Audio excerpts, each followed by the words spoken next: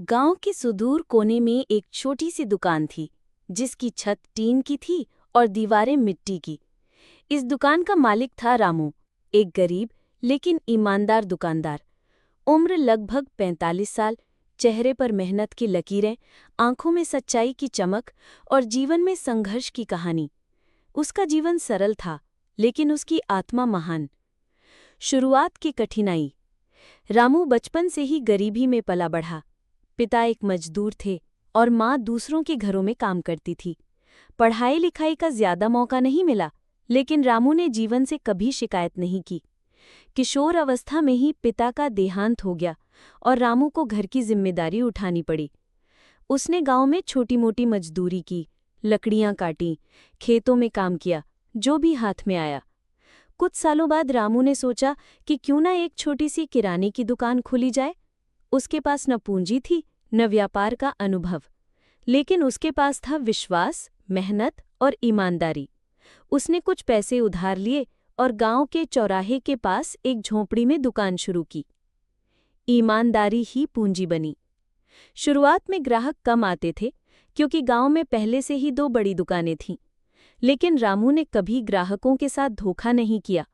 तौल में पूरी ईमानदारी रखता, कभी खराब सामान नहीं बेचता और ज़रूरतमंदों को उधार देने से भी नहीं हिचकिचाता। धीरे धीरे उसकी सच्चाई की चर्चा गांव में फैलने लगी। एक दिन की बात है, गांव का एक गरीब लड़का अपनी माँ के लिए दवा खरीदने आया, लेकिन पैसे पूरे नहीं थे।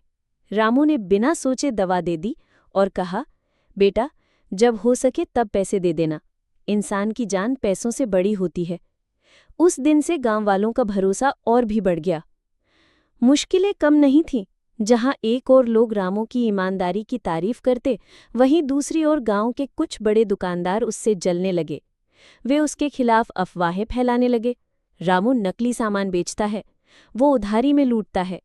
लेकिन रामू ने कभी किसी से उलझने की कोशिश नहीं की। वो बस अपने काम में लगा रहा। कई बार ऐसा हुआ कि उधार देने के बाद भी पैसे नहीं लौटे। दुकानदार की हालत खराब होने लगी, लेकिन उसने फिर भी लोगों पर से भरोसा नहीं उठाया। उसकी पत्नी गीता हमेशा उसका साथ देती। गीता कहती, हम गरीब हैं लेकिन दिल से अमीर हैं, भगवान हमारी मदद जरूर करेगा। बदलाव की शुरुआत। एक दिन गांव में एक सामाजिक कार्यकर्ता आया, सुरेश बाबू। वो गांव में एक स्वयंसेवी संगठन के जरिए छोटे व्यापारियों की मदद कर रहा था। रामू की दुकान से सामान खरीदते समय उसने रामू की ईमानदारी का अनुभव किया। फिर जब गांव वालों से रामू के बारे में सुना तो वो बहुत प्रभावित हुआ। सुरेश बाबू ने रामू को एक सरकारी योजना के तहत बिना ब्याज के ऋण दिलवाया, जिससे रामू ने अपनी दुकान थोड़ी बड़ी कर ली। अब दुकान में खाने पीने के साथ साथ दवाइयाँ, स्टेशनरी और कुछ घरेलू सामान भी मिलने लगा। रामू ने गांव के 2 बेरोजगार लड़कों को भी अपने साथ काम पर रखा, एक को स्टॉक संभालने के लिए और दूसरे को डिलीवरी के लिए। धीरे धीरे दुकान की आमदनी बढ़ने लगी, लेकिन रामू की सादगी और ईमानदारी में कोई फर्क नहीं आया। समाज सेवा की ओर एक कदम। अब रामू केवल दुकानदार नहीं रहा, वो गांव का एक सम्मानित व्यक्ति बन गया।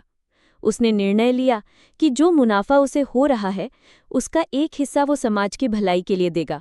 उसमें गांव के स्कूल में गरीब बच्चों को कॉपी किताबें बांटी और एक ईमानदारी का बॉक्स रखा, जिसमें कोई भी व्यक्ति जरूरत पड़ने पर सामान ले सकता था और जब हो सके पैसे डाल सकता था।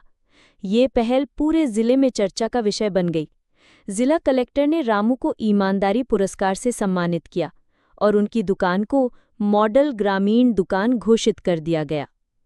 सच्चे व्यापार की जीत।